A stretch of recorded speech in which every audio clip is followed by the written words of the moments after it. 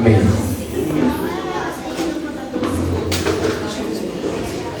Hoje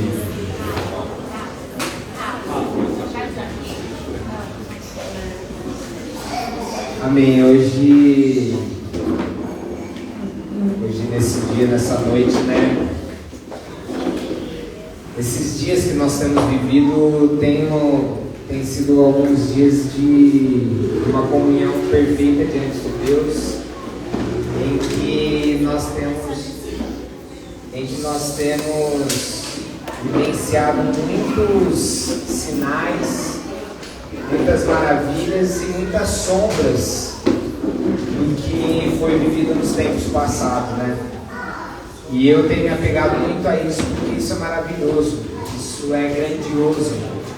E aí eu não vou entrar em tantos detalhes, mas algumas coisas assim do nosso viver com Deus refletem no que nós somos, né? Hoje, na hora que nós chegamos aqui e quebramos o jejum, foi colocada uma mesa, e essa mesa, na hora que colocou, a gente já falou, eu também senti muito forte, parecia que era a mesa ali de quando, naqueles tempos lá de que Jesus sentava-se com os seus discípulos, Jesus sentava-se em comunhão com os seus e partiu o pão. E nós sentimos muito forte. Dentro dessa mesa, que tinha esse partilhar do pão, o que era a coisa que mais era preciosa nessa mesa? A presença do próprio Cristo.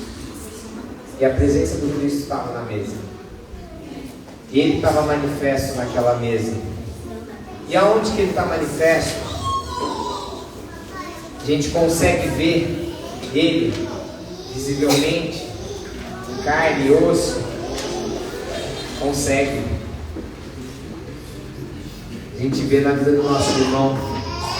Cristo, ele vive na nossa vida, porque ele ainda vive, e ele viverá eternamente.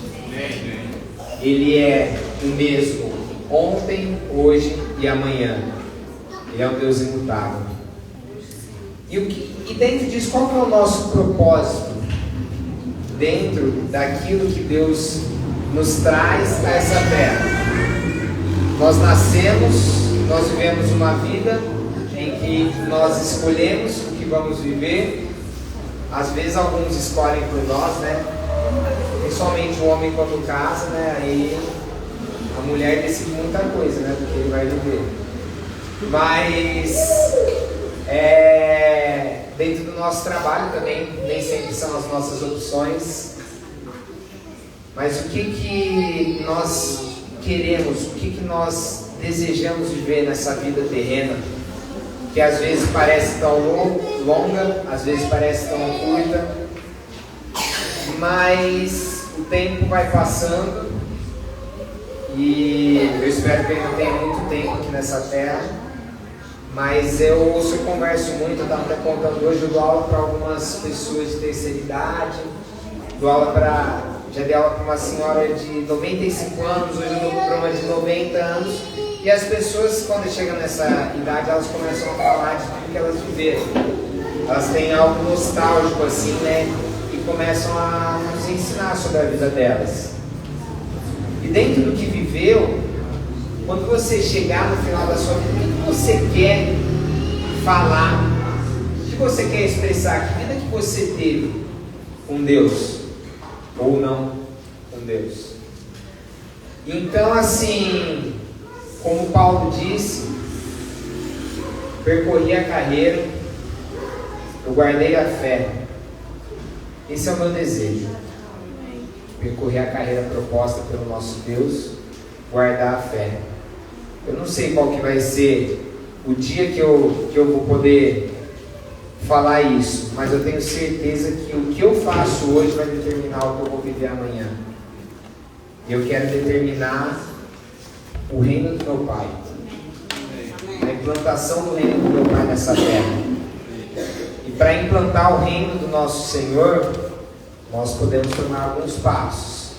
Para nós chegarmos no final da vida, de uma vida que hoje em dia tanto se fala de depressão, tanto se fala de não ter prazer nessa vida, eu quero estar vivendo meus últimos ou primeiros dias, né? Porque diante de um reino de Deus, quando eu chego no fim da vida, eu estou, na verdade, começando ela. Eu estou vivendo os dias em que eu vou entrar na plenitude do Espírito. Mas eu já posso viver essa plenitude do Espírito nesses dias. Ele nos concedeu isso. Ele nos concedeu de que forma? O seu sacrifício, na vinda do seu Filho amado. E aí a gente vai voltar naquilo que é sempre falado, né? Ele morreu por nós. Mas a gente consegue dimensionar o tamanho disso? A gente consegue entender o tamanho daquilo que Ele fez por nós? Eu hoje estou começando a vivenciar algumas coisas dentro da minha casa. Dentro da minha casa está vindo uma pequenininha aí. Aqui muitos são pais. Vocês já pensaram em entregar o seu filho, entregar a morte mesmo, pelo favor da vida dos outros, pelo favor da vida de um monte de pecador que você mal conhece, que ainda nem nasceu, e que você sabe que vai vir fazer um monte de besteira nessa vida? Vocês já pararam para pensar isso, que é entregar? Você entregaria o seu filho? Eu acho que às vezes é mais fácil você entregar a sua vida do que você entregar a vida do seu filho. E Ele fez isso por amor de nós, porque esse era um preço que poderia ser pago para hoje nós vivemos esses dias gloriosos diante da presença de Deus. E o que eu posso fazer em retribuição para o meu Deus diante disso? Eu posso? Tem alguma coisa que vai chegar no tamanho do amor e da graça dele para a minha vida? Tem alguma coisa que chega aos pés disso? Não tem. Mas eu posso fazer algumas coisas. E dentro dessas coisas Ele nos trouxe um propósito. E qual que é esse propósito das nossas vidas, da vida de um filho de Deus?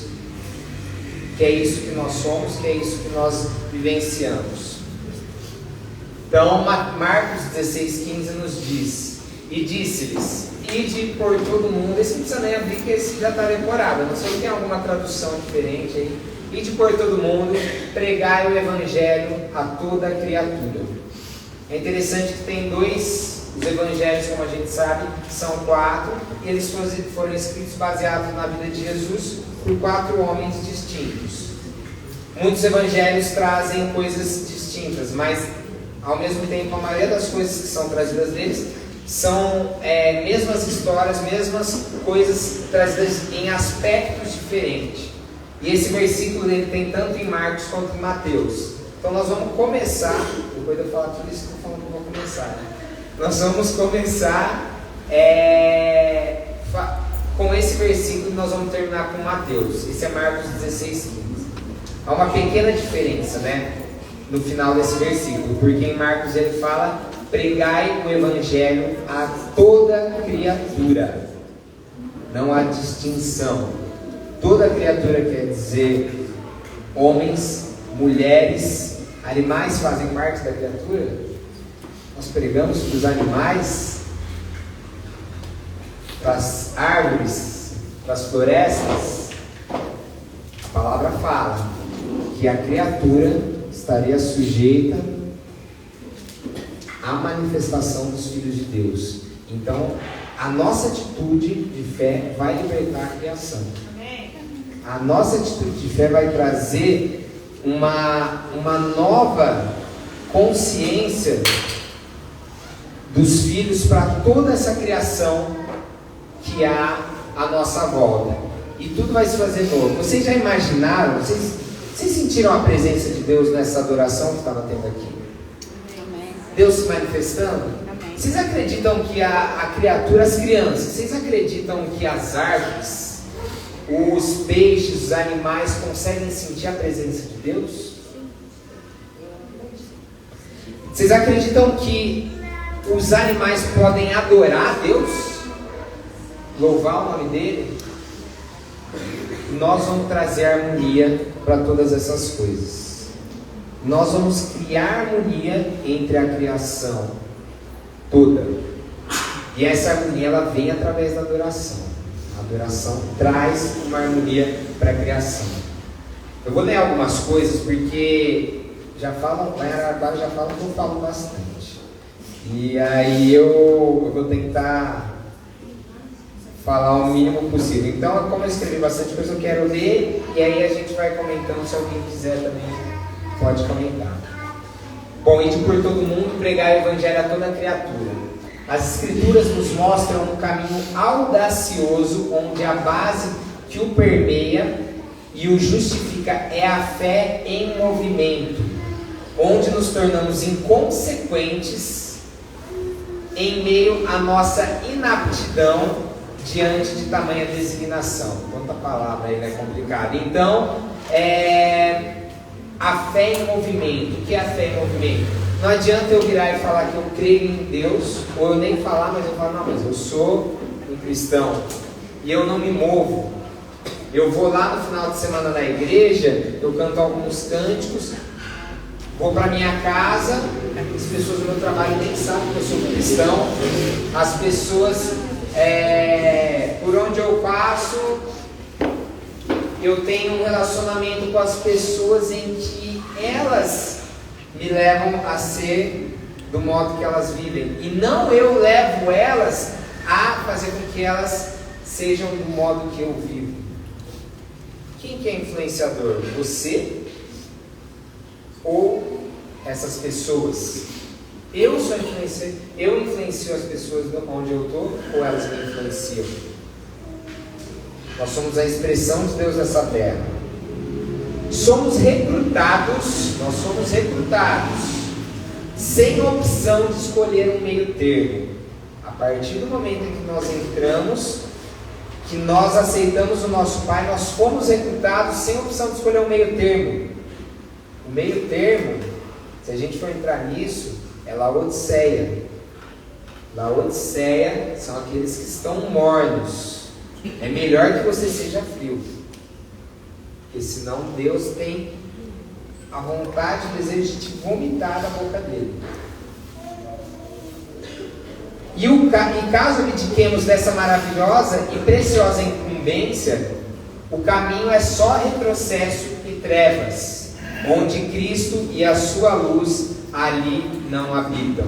Nós vamos falar um pouquinho mais dessa luz. O Odoni tem falado bastante nesses dias. Ele mandou lá nos grupos, acredito que tem mandado aqui no grupo de São Paulo também. No passado, a palavra de Deus veio para um povo escolhido em meio a uma terra cheia de idolatria, pecados, do mais alto grau de perdição e afastamento do Criador. Estamos falando de Israel, é claro.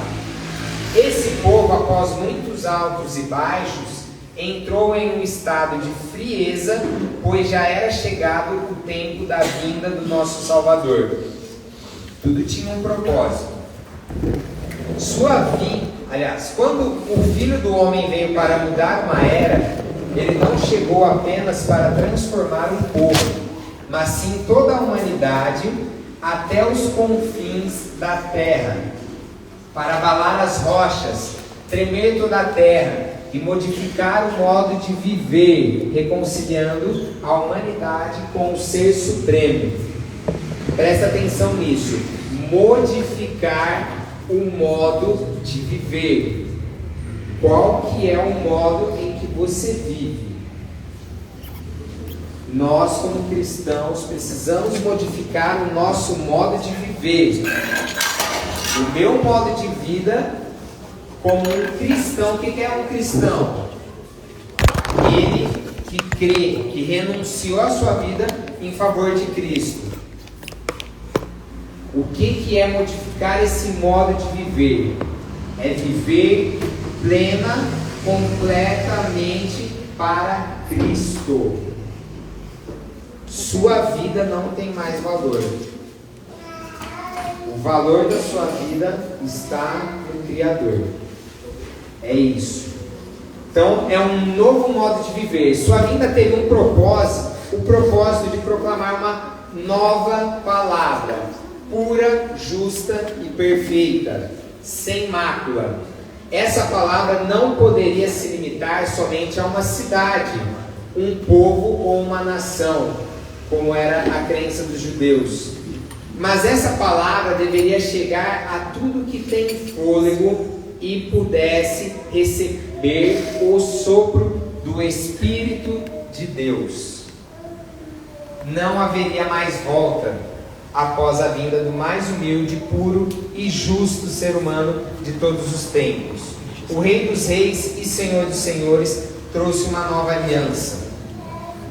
Uma aliança divina e de graça, onde para recebê-la bastava apenas crer na sua pessoa, fazendo com que o véu do santuário, que nos separava da presença do nosso Deus, fosse rasgado, nos dando livre acesso. Como com uma consciência tão maravilhosa e perfeita de algo, tão único e sublime, pôde nos trazer a paz e o júbilo de sermos agraciados com o maior e mais belo tesouro que qualquer indivíduo nos céus e na terra poderia receber. Hebreus 2:3, se alguém puder abrir aí, só para complementar isso. Quem tiver fácil aí eu já dou o microfone.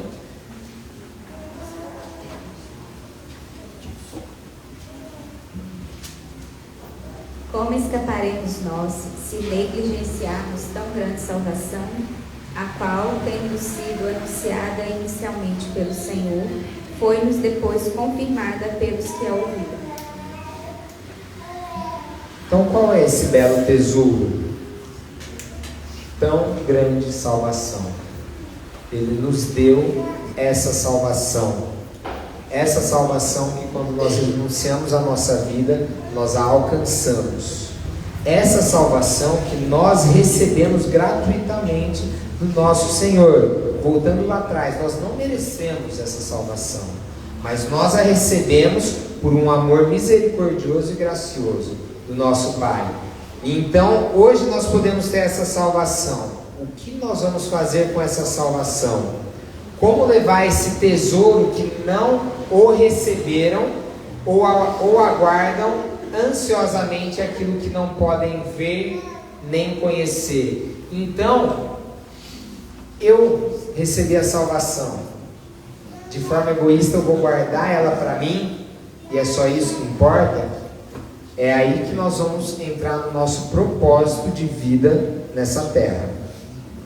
Lucas 10, 1 a 11 fala sobre, eu acho que vai ficar um pouquinho longo, não precisamos ler, se quiser aí acompanhar, mas fala sobre Jesus enviar os 72 discípulos para pregar o Evangelho. Isso é a base do que está sendo falado aqui. Então, após a gente falar todas essas coisas, ele envia discípulos para pregar o Evangelho. E quando você vê Jesus ele enviando, são coisas novas que ele designa para essas pessoas. E elas vão pregar o Evangelho para toda a terra, para toda a criatura, mas elas não se sentem aptas. Quem vê aí o The Chosen deve lembrar de algumas coisinhas aí que acontecem lá, né? E você vê, e aquilo ele ilustra às vezes de uma forma até um pouquinho além do que a Bíblia fala, mas eu acho que é muito interessante a forma que ele ilustra, porque ele mostra que na verdade eles já estavam crendo que aquele era o Messias, mas eles achavam que assim, o Messias ia fazer tudo por eles. E aí de repente vem Jesus e começa a designar eles para o trabalho. Então quando a gente acha que Jesus vai vir e que aí o nosso trabalho acabou, é que nós estamos enganados. Quando a gente acha que vai vir uma segunda vinda de Cristo, e aí vai ser tudo rosas, tudo bonitinho, todo mundo em comunhão, não preciso mais ir para o banco trabalhar, não preciso ir fazer mais nada. Na verdade, é aí que começa o nosso trabalho. Então, Deus nos trouxe algo novo para nós fazermos pelo seu reino. Agora, que tudo aquilo que foi colocado em Adão e Eva é quebrado diante dele, isso é uma verdade. Não haverá mais dor, pranto, choro. O homem não vai se cansar com o seu trabalho, mas o reino é trabalho. E Cristo, ele ainda vive hoje. E Mateus 5, 13 e 16 vai nos falar um pouquinho disso. Nós já vamos ler, se quiser pode abrir. Como mostrar às pessoas que Cristo vive? Aí nós vamos falar um pouquinho mais prático sobre o evangelismo. Como mostrar para as pessoas que Cristo ainda vive hoje? No trabalho, na escola, na rua, na internet, onde quer que eu estiver, lá Ele estará comigo. E eu serei a sua expressão nessa terra. É uma questão de viver por isso. Eu lembro do meu tempo, hoje, talvez aí os mais jovens podem me ajudar a me falar, mas eu lembro do meu tempo que era vergonhoso você falar que era cristão, né? Porque aí naquela época o bullying comia solto, né? E aí você falava que você era cristão, aí as pessoas falavam assim, esse daí não gosta de mulher, esse daí não sei o que, começava todas aquelas piadinhas em cima da gente, né? Você não pode namorar, você não pode aquilo, você não pode isso. Então você se protegia. Melhor não falar nada, né? Assim ninguém vai zoar com a minha cara aqui. Isso é uma questão de identidade. E a identidade é gerada nos nossos corações conforme a nosso posicionamento de fé em Deus. Hoje eu creio que assim, quem passou por isso não há alegria maior do que falar que você é um filho de Deus, que você é um filho do Deus vivo, e que não há nada melhor do que ser isso. Mas na sua igreja lá você tem que pagar o dízimo do pastor? O pastor vai roubar tudo o dízimo. Quem nunca ouviu isso? Quem está entregando a sua oferta para o seu Deus? Qual que é a oferta? É o meu dinheiro? São os meus bens? Ou é o meu coração a maior oferta que Ele quer? O que Deus se apega a receber do seu filho? O que você é? O que você é então? Se isso é uma questão de identidade, o que você é? Quem você é? Quem vocês são aí, jovens? Um filho do Deus Altíssimo. Um filho do Deus Altíssimo. Ou seja apenas você mesmo em todo o tempo.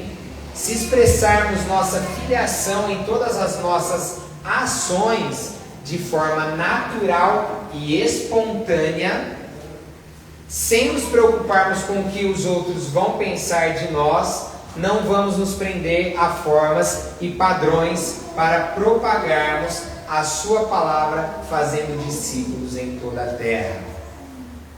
Deus não é um Deus de formas, não se apeguem a padrões. Não se apeguem a padrões. Deus não é um Deus de forma. Ele se manifesta de diversas formas. Ele é ilimitado. Nós não conseguimos compreender a mente do nosso Deus. Nós não podemos compreender, mas Ele, através de nós, Ele realiza os seus sinais. Deixe Ele se expressar em você. Quando estivermos em uma conversa simples ou agindo em seu nome, Deus estará falando através de nós. Quem nunca sentiu, de repente sair palavras da sua boca, ou você expressar em ações que você nunca falou aquilo, você nem tinha consciência muito daquilo que você estava falando, era Deus falando através de você. Seja em um simples bate-papo informal, seja abençoando ou ministrando uma palavra na igreja, tira toda a religiosidade da sua mente. Não preciso vir na igreja para ser uma expressão de Deus, para falar de Deus. Eu falo o tempo inteiro de Deus. Eu tenho prazer em falar de Deus. Eu não preciso deixar de falar de futebol. Eu não preciso deixar de dar risada e falar de outras coisas. Mas eu tenho alegria no meu Deus. eu sou alegre por ser seu filho, eu expresso ele em todos os momentos da minha vida. Então, ministrando uma palavra na igreja, na praça, na rua, na escola, no trabalho ou no hospital, nós podemos ministrar as pessoas nestes lugares, na nossa escola, no trabalho. Converteremos corações, consumando o que foi falado lá atrás, a nossa designação nessa terra. Mateus 5, 13 e 16, quem está aberto?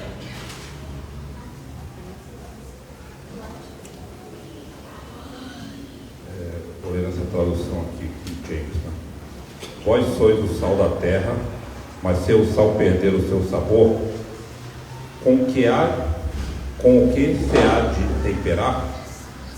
Para nada mais presta, senão para se lançar fora e ser pisado pelos homens. Vós sois a luz do mundo. Uma cidade edificada sobre o monte não pode ser escondida. Igualmente, não se acende uma candeia para colocá-la debaixo de um cesto. Ao contrário, coloca-se no velador, e assim ilumina a todos os que estão na casa. Assim, deixai a vossa luz resplandecer diante dos homens, para que veja as vossas boas obras e glorifique vosso Pai que está nos céus. Obrigado, Doni. Você me deu de presente esse... Você está 5 anos comigo, você ainda não entendeu? Precisa ter calma. Obrigado, Dani, que me deu de presente esse versículo. Opa, não. Na verdade, Mateus deu de presente. Opa, não. Quem deu de presente esse versículo foi o próprio Cristo. Por que eu fiz esse paralelo? Porque isso é, na verdade, o que nós vivemos. Isso é viver o seu reino. Eu estou falando aqui, mas foi Deus que trouxe isso. Não é o Rafael, não foi a Lorena e a Adeninha aqui ministrando, foi o próprio Deus ministrando. Nós precisamos começar a ver as coisas de uma forma diferente. Nós precisamos ver mais Deus agindo sobre nossas vidas e através dos nossos irmãos. Essa consciência não é espiritualizar as coisas. Essa é uma consciência verdadeira de que nós somos a luz do mundo. Nós somos o sal da terra e a luz do mundo. Essa é a designação nossa na terra. Jesus Cristo, o próprio Filho de Deus, o próprio Deus, veio e nos trouxe isso. Essa é a consciência que nós temos que viver. Mas como falei isso, eu não sei o que é ser o sal da terra e a luz do mundo. Ser o sal da terra tem alguns princípios. A gente tem que pensar como eles pensavam também ali. Jesus falava em forma de parábolas, né? E o sal tinha uma... Ele era expressado, quando falava do sal, ele era usado para purificação das coisas. O sal também ele tinha estou fugindo da palavra aqui, mas ele também servia para que fossem formadas alianças entre as pessoas, tá?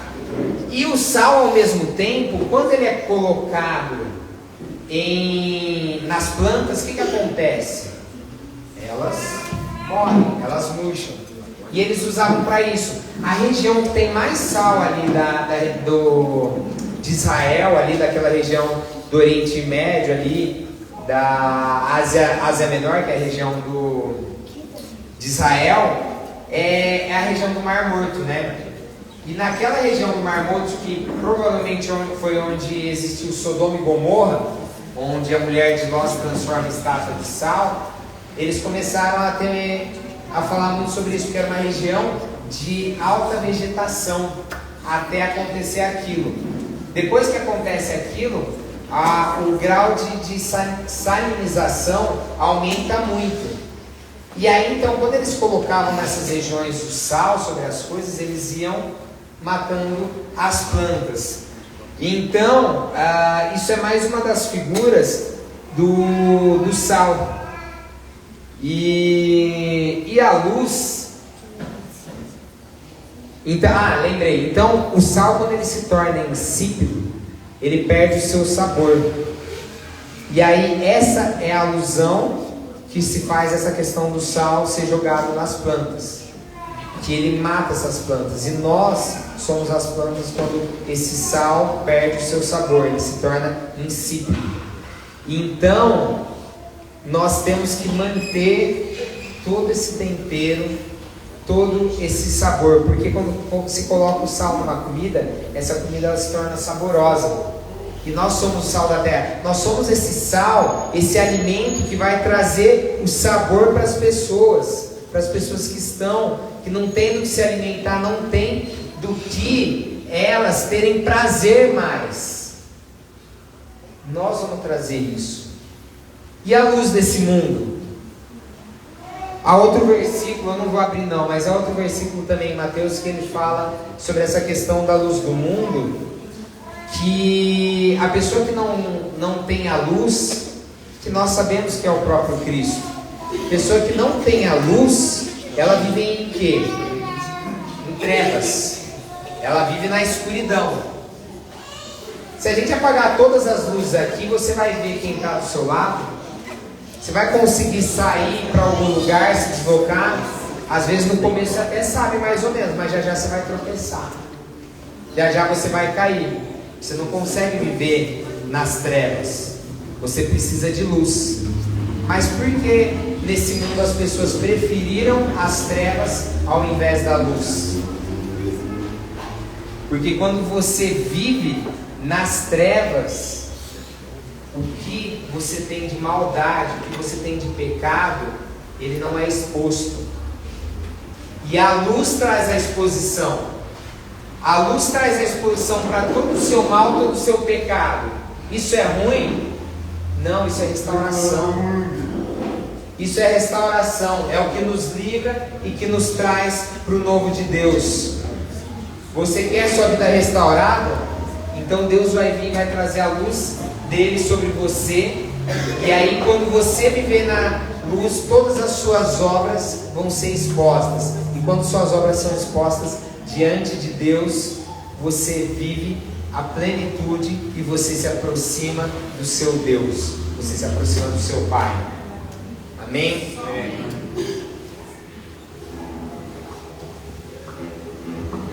Você falou do sal. O sal é um grande potenciador de conservação. Ele conserva as coisas, né? Você vê que muitos embutidos tem muito sal, e ele é um conservante. Então, se você é o sal da terra, você pode ser conservado, preservado no Senhor. Isso. São muitas figuras, né? São muitas figuras, né, que trazem disso. Até porque daí você pensa assim em Deus, né? Beleza, eu vou trazer uma figura do que é o sal. Nosso Deus, a gente consegue se resumir ele a uma coisa só? Primeiro que ele tem, já no Antigo Testamento ele se mostra em diversas facetas, né? Ele se mostra em diversas características. E quando você pega isso na vida de Cristo, você tem diversas características dele. Cristo é amor, Cristo é paz, Cristo é alegria, Cristo é fé. A natureza de Cristo, ela não tem restrição.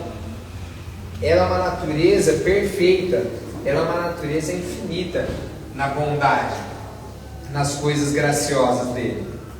Bom, e aí falando um pouquinho específico, a gente falou sobre ele viver. Acho que nós já temos essa consciência. Então somos nós que convertemos os corações, só para fechar essa parte? Não. Quem que converte os corações? O Espírito de Deus em nós. O Espírito de Deus em nós converte corações. E agora nós vamos falar sobre cura. Para todos aqueles que estiverem precisando de cura, para todos aqueles que precisarem receber cura.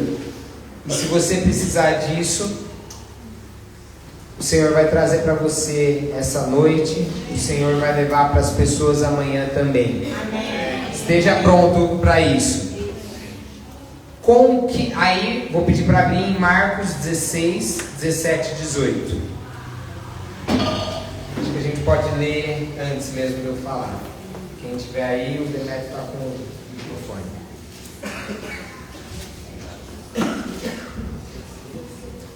16, versículos 17 e 18. Estes sinais hão de acompanhar aqueles que creem. Em meu nome expelirão demônios, falarão novas línguas, pegarão em serpentes, e se alguma coisa mortífera beberem, não lhes fará mal.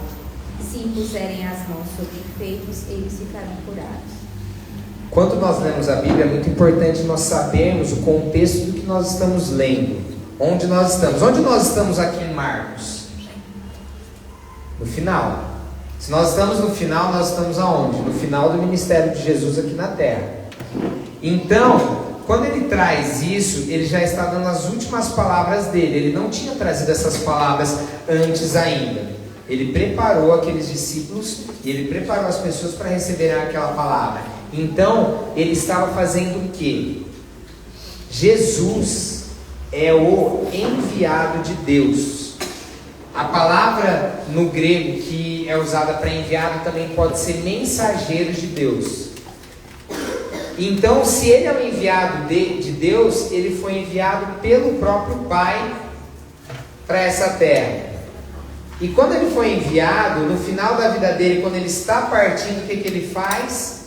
Ele envia os seus discípulos para o mesmo propósito pelo qual o Pai trouxe ele nessa terra.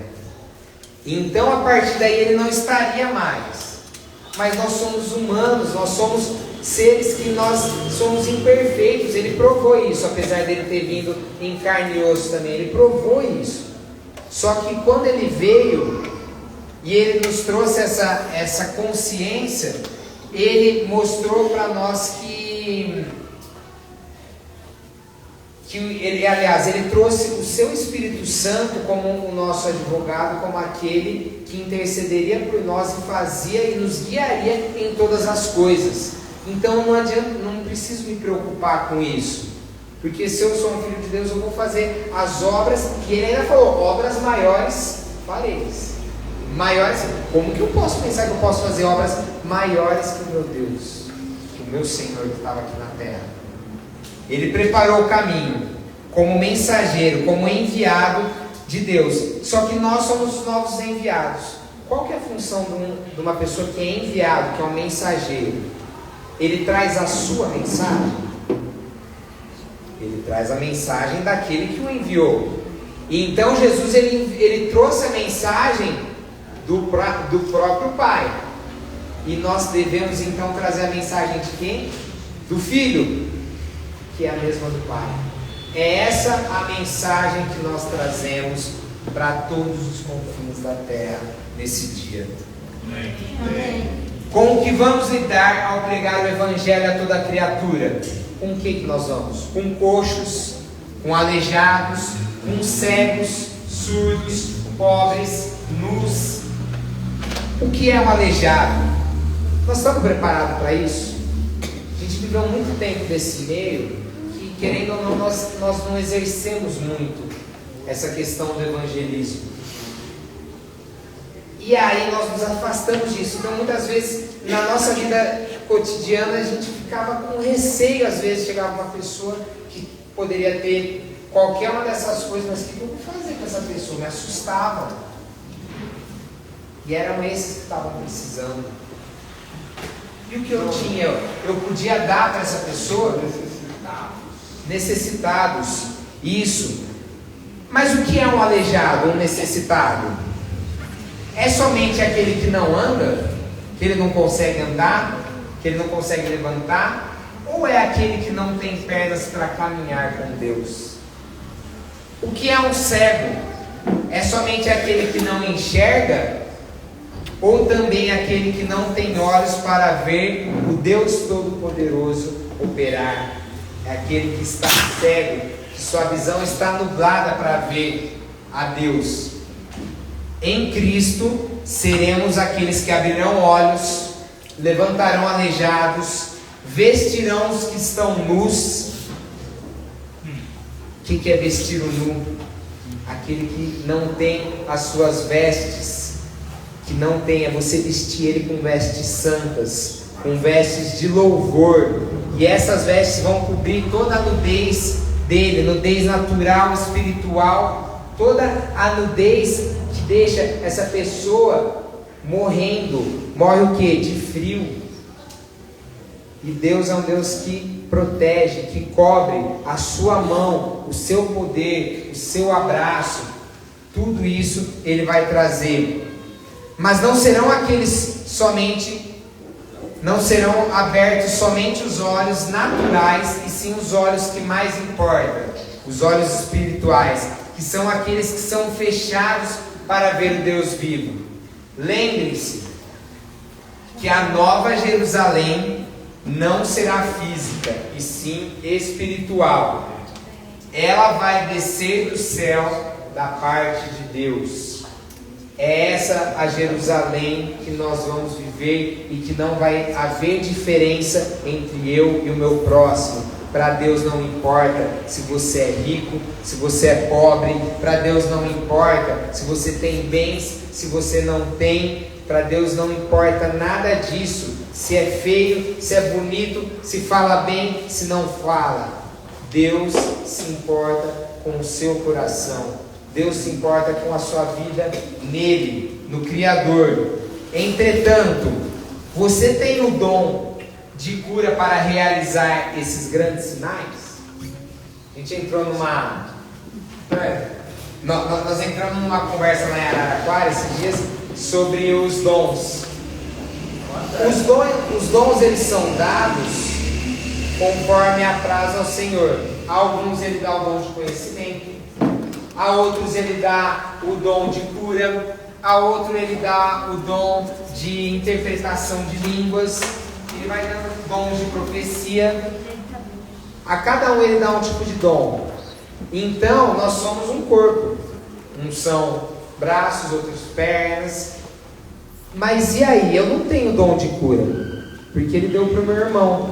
Ele não me deu esse dom. Pode acontecer isso? Pode. Mas eu estou lá, vamos imaginar, eu estou numa ilha deserta, eu encontro uma pessoa e ela está à beira da morte. Eu posso trazer cura para essa pessoa? Eu não tenho dom de cura. Você não vale. Você estava lá. Você não vai, você estava lá em Araraquara. Você já debateu essa história. Foi você que estava na palavra, inclusive. Então aí, o dom que Deus nos dá, nós vamos exercer ele. Mas você pode curar? Pode. Porque Cristo em nós faz todas as coisas. E o Espírito dele em nós nos enche e nos capacita para realizar todos os milagres e prodígios. Nós somos cheios do Espírito. Eu não vou entrar nesse assunto, porque esse assunto é um pouco longo. Mas existem duas palavras para cheios do Espírito, para enchimento do Espírito. Eu não sei se é exatamente essa. Uma é plétus e outra acho que é pleris. Pleros. É pleros e plétus. E uma delas diz que você é cheio do Espírito continuamente. Por exemplo, Jesus, ele era cheio momentaneamente do Espírito? Ele era permanentemente cheio do Espírito. E nós? Lá no Antigo Testamento tem algumas referências de quando as pessoas se enchiam do Espírito para alguma ação. Então, ali Moisés, na época de Moisés, eles encheram, Deus veio e encheu algum daqueles artífices do Espírito para eles construírem o tabernáculo. Aquilo foi algo momentâneo. Depois,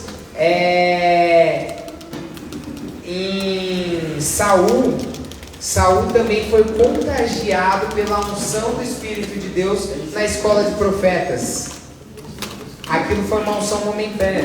Saul ele estava cheio da malignidade naquele momento. Só que a unção era tão grande que a unção tomou o corpo dele, ele começou a profetizar como um filho de Deus. Depois, aquela unção saiu dele. Então, Jesus usa em alguns momentos, ele nos enche em momentos até hoje para algumas coisas, para algumas ações, mas nós podemos sim ser cheios permanentemente do Espírito de Deus quando nós vivenciamos o seu reino e confessamos o nome dele. Amém? Eu vou pular aqui essa parte, vou passar para o final aqui. Então, só uma coisa que fala aqui sobre ação contra a estagnação.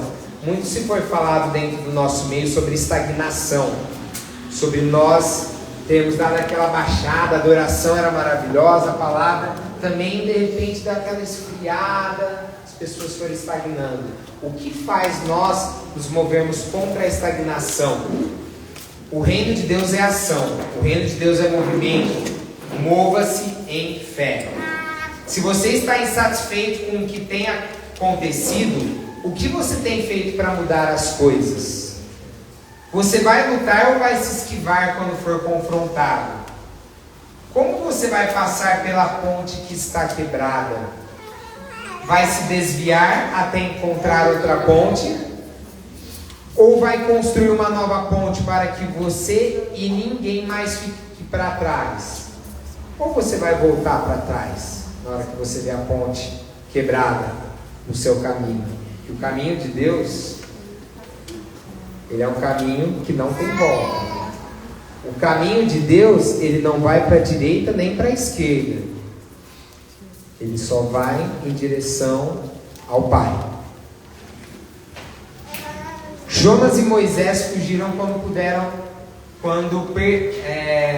Jonas e Moisés fugiram do seu propósito, o quanto puderam. Qual era o seu propósito? Estabelecer o reino de Deus nessa terra. Moisés foi fundamental, mas ele fugiu o máximo que ele pôde, até que ele chegou a deixar Deus irado até, de tanto que ele ficou insistindo que ele não queria, que ele não podia, que ele não era apropriado, ele não tinha aptidão para isso. Quem aqui é apto para isso? Naturalmente ninguém. E ele nos faz aptos.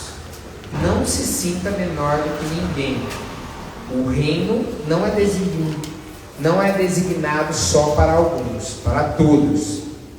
E as pessoas que ainda não puderam receber a sua palavra, se você não está se movendo para que isso aconteça, você não está cumprindo o propósito que Deus colocou para todo aquele que decidiu segui-lo. Se você não está se movendo para que isso aconteça, você não está cumprindo o propósito de Deus que Ele colocou para todo aquele que decidiu segui-lo. Entendam isso. Se o propósito meu é proclamar o reino nessa terra, e eu estou me esquivando disso, eu estou negligenciando a palavra de Deus. Eu estou negligenciando a palavra de Deus. Se você acha que você não tem uma característica de um evangelista do reino, de vir e trazer o evangelho, muda a sua consciência sobre isso. O propósito não era para alguns, não é para quem Deus estabeleceu como evangelista, é para todos. Esse propósito é para todos. E aí nós vamos entrar agora na parte prática, que são as estratégias. E aí vai ser referente ao que nós vamos viver amanhã. Eu vou ler uma última coisa e aí nós vamos falar da parte das estratégias, tá? Então eu vou encerrar com esse trecho, que é João 16, 7 a 11. E outra pessoa pode abrir em Mateus 28, 16, 20. Nós já lemos Mateus 28. Não, era encerrar com Mateus 28, é isso mesmo. Então vamos lá, João 16, 7 a 11. João 16, 7 a 11. Mas eu vos digo a verdade, convém-vos que eu vá, porque se eu não for, o Consolador não virá para vós outros. Se porém eu for, eu vou lhe enviarei. Quando ele vier, convencerá o mundo do pecado, da justiça e do juízo. Do pecado, porque não creem em mim. Da justiça, porque eu vou para o Pai e não me vereis mais. Do juízo, porque o príncipe deste mundo já está julgado. Tenho ainda muito que vos dizer, mas vós não o podeis suportar agora. Quando vier, porém, o Espírito da verdade, ele vos guiará a toda a verdade. Porque não falará por si mesmo, mas dirá tudo o que tiver ouvido e vos anunciará as coisas que hão de vir. Ele me glorificará, porque há de receber que é meu e vou-lo há de anunciar. Tudo quanto o Pai tem é meu. Por isso é que vos disse que há de receber o que é meu e vou-lo há de anunciar. Até quanto? Até o 11. Muito bem, e até o 15. Eu percebi que você passou. Não estava acompanhando, eu percebi. Bom, o outro ainda não, já. Nos tempos antigos, as pessoas necessitavam de palavras de arrependimento. Presta atenção que isso é muito prático para amanhã. As pessoas necessitavam de palavras de arrependimento de pecados para que as suas almas fossem salvas da condenação eterna. Hoje em dia, as pessoas necessitam de palavras de exortação para conhecer o amor de Deus, que é o vínculo ou o elo da perfeição. Isso irá conduzi-los a, novamente, a palavra aqui, espontânea, isso irá conduzi-los à espontânea remissão dos seus pecados, não imposição, não é por imposição. Então, como foi lido aqui, quem convence é o Espírito, não é o Rafael, não é a Suzy, não é o Luiz. Quem convence é o Espírito. A palavra de Deus vai agir em nós, o Espírito dele vai agir em nós para convencer essa pessoa do pecado. Isso vai trazer a cura, a restauração e a remissão de todo o pecado daquela pessoa, trazendo palavras de exortação.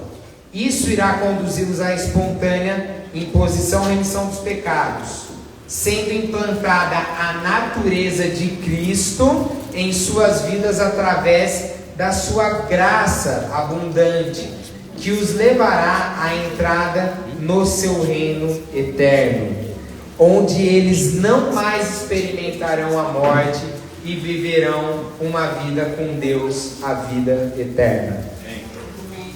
Mateus 28, 16.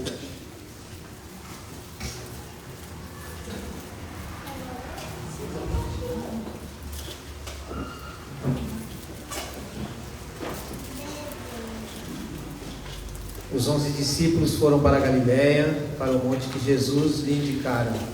Quando o viram, o adoraram, mas alguns duvidaram. Então Jesus aproximou-se deles e disse: Foi-me dada toda a autoridade nos céus e na terra.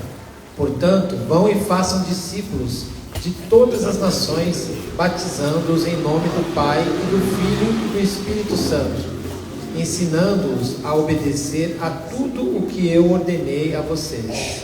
Eu estarei sempre com vocês até o fim dos tempos. Então, qual que é a diferença desse versículo de Marcos? Marcos falava, pregai o evangelho a toda criatura, e esse fala como? Fazer discípulos. A King James ela traz uma tradução um pouquinho diferente. Ela fala, oi? Fala aí no microfone. Portanto, ide e fazei com que todos os povos da terra se tornem discípulos, batizando-os em nome do Pai, do Filho e do Espírito Santo. Então ela fala diferente. O ide fazer discípulos, ele amplifica e traz para todos os povos. Todos deverão ser seus discípulos, tá? Então é esse o nosso objetivo. Ide pregar o evangelho, ide fazer discípulos, para que eles sigam ao nosso Deus, enviando-os para pregar o evangelho de Deus para toda a terra. Esse é o nosso propósito. E era isso que eu queria falar. Eu peço desculpa aí, eu acabei empolgando quando o Odoni falou para mim tá ministrando. Eu já tinha algumas coisas que foram surgindo mais.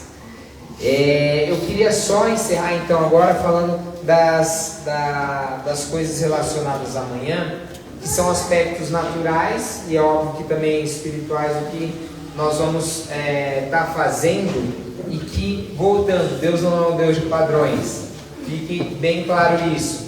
Então as coisas podem ser mudadas e as coisas Deus pode direcionar para outro caminho, mas é bom nós, como um exército, o exército da salvação, e aí quem já participou aí da polícia, os policiais não estão aqui hoje, né? Mas quem também já foi do exército sabe que para tudo que você for fazer, você precisa de estratégias de guerra, e nós estamos indo para uma guerra. Então nós temos que saber disso. Nós estamos indo para uma guerra, nós vamos mexer com principados, com potestades que estão sendo já destronados nesse dia, mas nós temos que estar conscientes do que nós vamos fazer ali. Então, uma coisa, envolvimento com as pessoas no local, isso é muito importante. As pessoas podem se achegar e provavelmente vão se achegar a nós. Nós precisamos nos envolver com essa pessoa. Não adianta nós fazermos aquela história que a gente sempre, as pessoas começam a chegar, a gente começa a jogar a história. Porque se não sabe o que a pessoa está fazendo aqui, tragam essa pessoa para dentro. Quem não estiver ali na frente do que está acontecendo, você também tem uma designação muito importante disso, que foi falado hoje. Chega nessa pessoa, conversa com ela, conversa informal, você vai trazer isso para dentro. Um dia nós fomos trazidos para dentro disso aqui. Um dia nós precisamos criar intimidade e amizade com as outras pessoas e fomos trazidos para esse centro aqui. Então, faça isso. Algumas sugestões, eu conversei com muitas pessoas, já desde outra cidade eu adoro, que foi em Ribeirão Preto. Vestimentas. Gente, cada um se veste, nós somos livres, nós somos filhos de Deus. Mas o ambiente que nós estamos, é importante pensar nisso. Aí vocês podem até falar melhor, eu não conheço o Parque Vila Lobos, mas quando a gente foi lá em Ribeirão, era um parque que a maioria das pessoas fazia atividade física.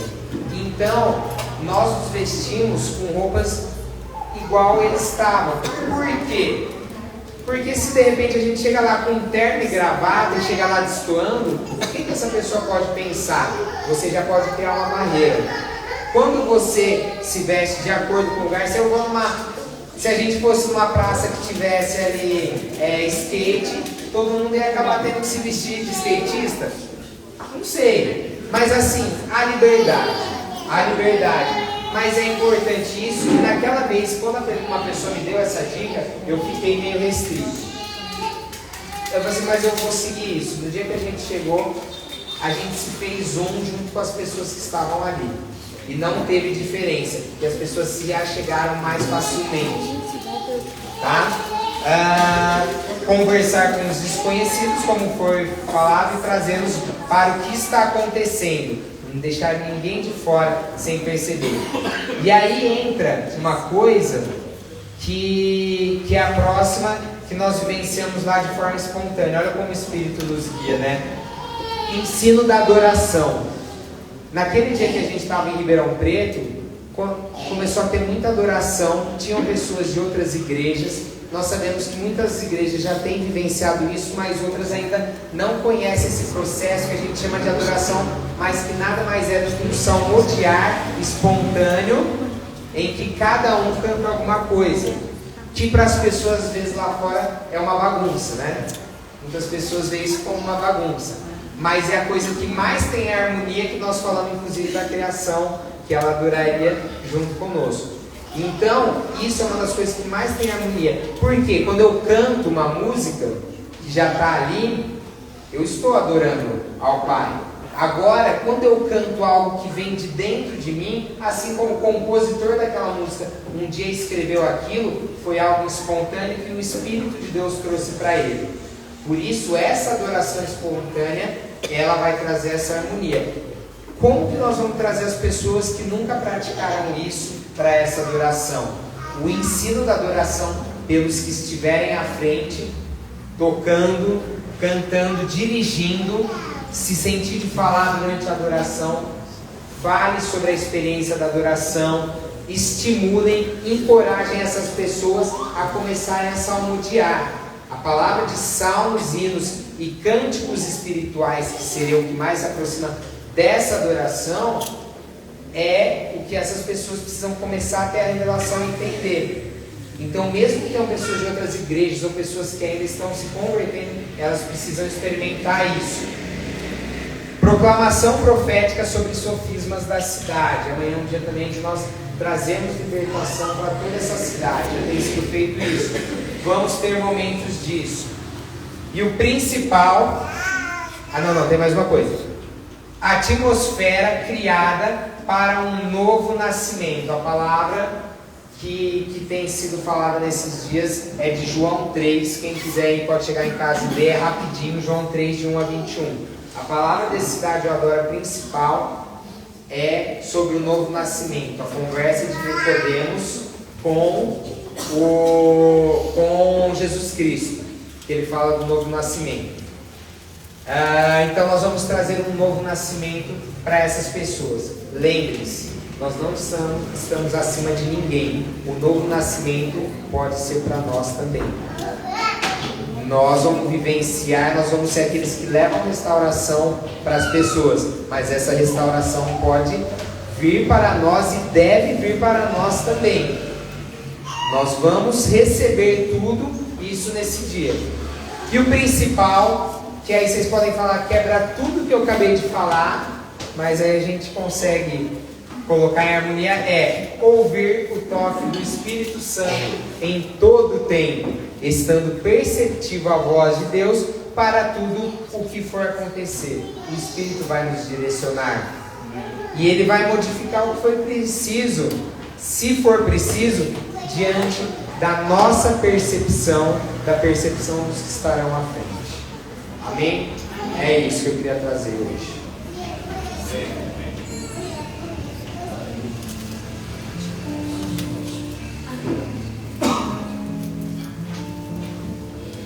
Amém. Nós nos apropriamos da unção dessa palavra. Amém. Nos apropriamos da capacidade divina de nos tornarmos esses verdadeiros canais de Deus para essa hora. Nós podemos não entender com clareza todas as coisas, mas o nosso espírito absorve, entra nisso por fé. Nós nos tornamos a imagem e semelhança de Cristo. Nós nos tornamos esses canais puros para essa hora. Bem, vamos ficar de pé. A gente vai participar da ceia, consagrando esse momento ao Senhor e selando, esse novo nível.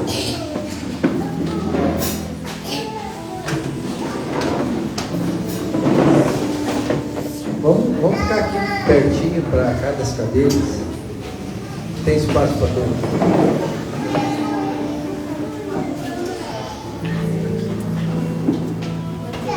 Pode chegar mais pertinho. Bem pertinho. Um pouquinho, passinho à frente, por favor.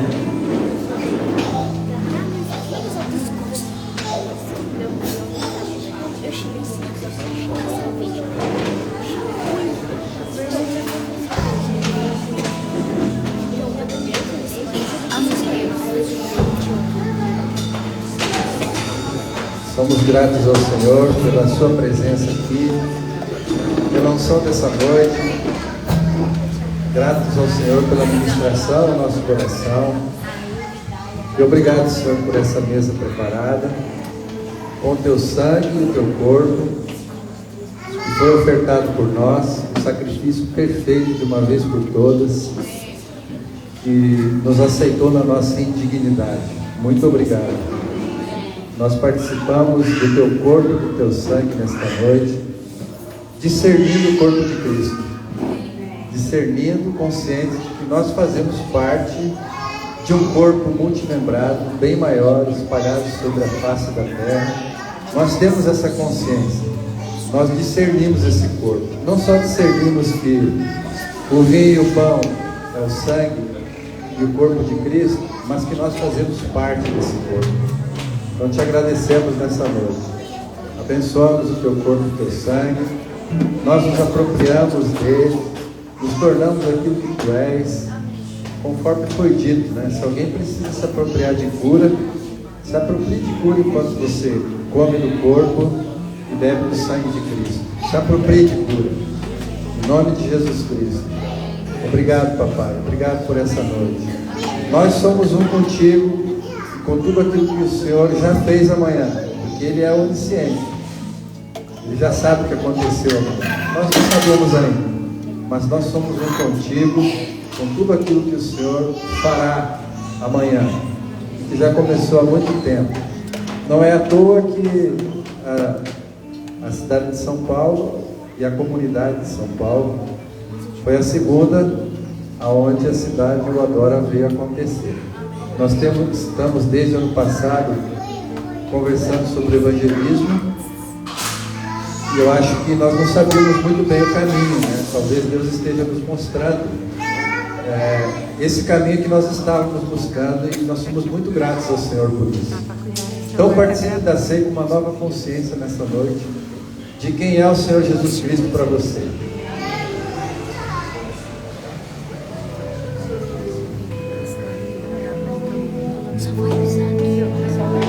Enquanto canta, você pode vir se apropriar.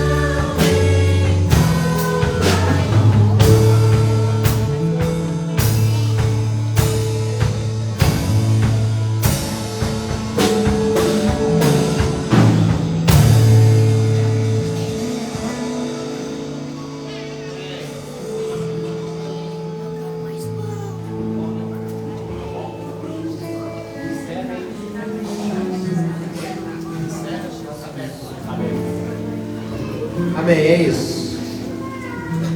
Quero declarar que essas paredes aqui vai ser um espaço muito pequeno. Amém. Declaro em nome do Senhor Jesus que essa igreja vai crescer muito. Amém. A comunidade de São Paulo vai ser muito grande. Amém. Então vamos abrir os nossos olhos para esse momento que nós estamos vivendo, porque é uma provisão de Deus. Amém. E muitos serão trazidos até nós. Amém. Em Deus não há limites. Ok, então encerramos a nossa transmissão aí, mas lembrando quem está na sala e for participar amanhã, às 8h30, lá no Vila Lobos, e vai ser transmitido pelo canal Nobres Lilian no Instagram. É isso? Beleza?